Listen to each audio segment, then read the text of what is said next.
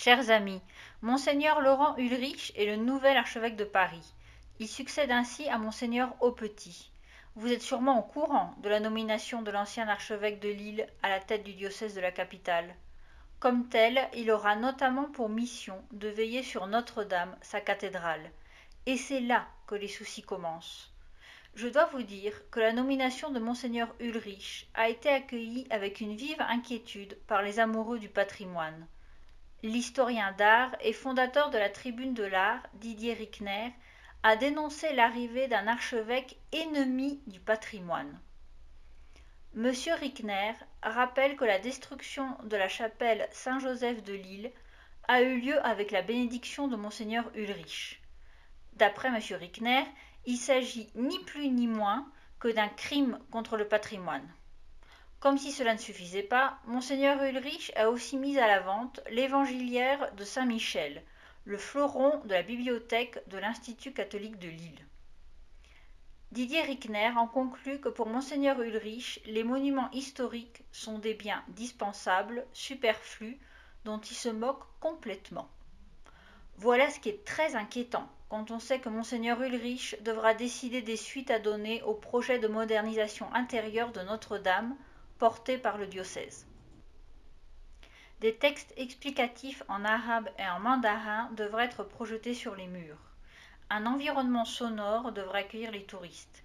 Une chapelle pourrait être dédiée à l'écologie. Le mobilier ancien, bancs, confessionnaux, pourrait carrément être mis au rebut.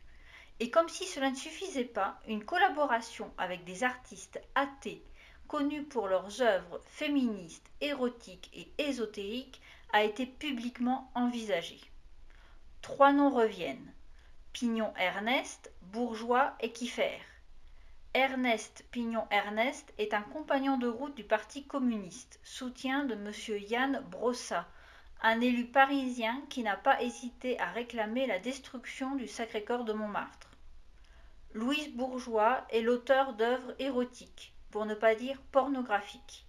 Sa dernière installation majeure, le mémorial de Stelnez, est un hommage aux sorcières. Anselme Kieffer, enfin, est obsédé par le thème de la Kabbale. L'Ancien Testament m'a toujours frappé à cœur parce que s'y exprime la cruauté de Dieu, prétend-il. Sa dernière installation majeure, le mémorial de Stelnessé, est un hommage aux sorcières. Anselme Kieffer, enfin, est obsédé par le thème de la Kabbale. L'Ancien Testament m'a toujours frappé à cœur parce que s'y exprime la cruauté de Dieu, prétend-il.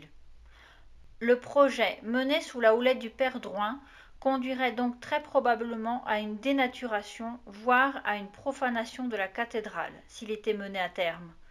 D'après le Figaro, l'intérieur du sanctuaire pourrait prendre l'aspect hideux d'un hall d'aéroport. La presse britannique fait état d'un Disneyland politiquement correct.